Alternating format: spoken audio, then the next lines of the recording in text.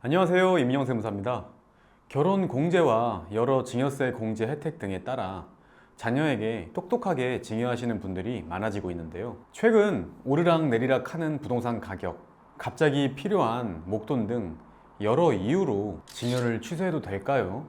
자녀에게 증여한 부동산 그냥 없던 일로 할 수는 없을까요? 궁금해하는 분들이 계십니다. 방법이 아예 없는 것은 아닙니다. 하지만 기간과 증여 항목에 따라 이는 매우 신중해야 하는데요. 오늘은 증여한 것을 취소하는 증여 반환 규정에 대해 설명드리겠습니다. 자칫하면 증여 반환도 증여세가 부과될 수 있기 때문에 영상 끝까지 집중해 주세요.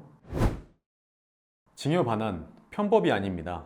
상속세 및 증여세법 제4조 제4항 증여 반환 규정은 세법에 있는 내용입니다. 그러나 세법에서 규정하는 증여 반환이 항상 인정되는 것은 아닌데요. 이때 중요한 건 바로 반환 시기입니다. 반환 시기별 3단계로 나누어 설명드리겠습니다. 첫 번째, 증여일부터 3개월까지 반환한 경우입니다. 수증자가 증여받은 재산을 당사자 간 합의로 증여일로부터 3개월 이내, 즉 증여세 신고기한인데요. 3개월 이내에 증여자에게 반환할 경우에는 처음부터 증여가 없었던 것으로 보아 증여세를 과세하지 않습니다. 이때 주의할 점이 한 가지 있습니다. 증여세를 신고하고 세무서에서 이미 증여세를 결정한 경우에는 증여 반환은 어려울 수 있습니다. 따라서 증여 반환 전에 꼭 확인해 보셔야 합니다. 두 번째, 증여일부터 3개월에서 6개월까지 반환한 경우입니다. 수증자가 증여받은 재산을 증여일로부터 3개월이 경과하고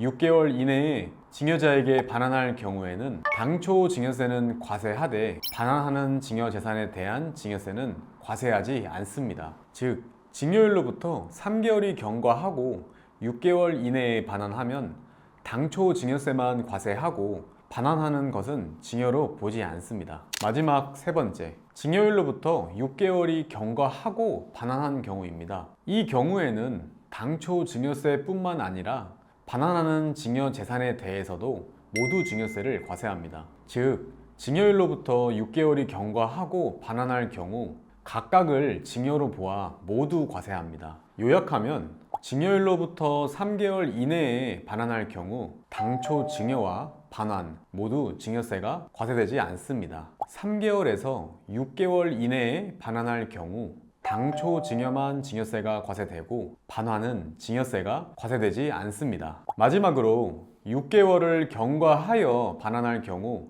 당초 증여와 반환 모두 증여세가 과세됩니다. 증여일로부터 3개월 이내에 반환하면 증여세가 없는 건 알겠는데 부동산 증여 등기하면서 납부한 취득세도 이거 반환하면 환급이 될까요? 정답은 X입니다. 증여 취득일로부터 60일 이내에 증여가 합의 해제되어 반환되면 취득세는 과세되지 않지만 만약 증여 등기를 하고 이미 취득세를 납부한 경우에는 증여 재산이 반환되더라도 환급되지 않습니다. 2001년 조세심판원의 판례를 보면 증여 취득하고 합의 해제를 했더라도 이미 성립된 취득세 납세 의무에는 영향을 줄 수 없다고 판시하고 있기 때문입니다. 증여 반환, 궁금한 점이 하나 생겼어요. 만약 증여 대상을 부동산 말고 계좌 이체한 현금도 이거 증여 반환이 가능할까요? 정답은 X입니다. 상속세 및 증여세법 증여 반환 규정을 보면 금전은 제외하고 있기 때문인데요. 따라서 부모가 자녀에게 현금을 증여했다가 불가피한 사정이 생겨서 다시 자녀가 부모에게 현금을 돌려주는 경우 각각의 이체를 증여로 보아서 증여세가 과세될 수 있으니 조심하셔야 합니다. 국세청 자료에 따르면 2018년부터 2022년까지 5년 동안 20대에서 30대 청년이 증여받은 재산이 총 73조 원이라고 합니다. 이 중 부동산이 약 40조 원이라고 하는데요. 금액이 엄청나죠. 하지만 부동산이라는 자산의 특성상 등락이 있기 때문에 상황이 좋지 않을 때 증여 반환을 활용해 자금 흐름을 유익하게 만들 수도 있습니다. 사실 부동산 증여는 큰 금액이 움직이고 취득세, 양도세 등 여러 세목이 얽혀 있어 의사결정하기 어려우시죠? 어려운 부분이 있다면 꼭 세무사와 함께 대비하는 것이 필요합니다.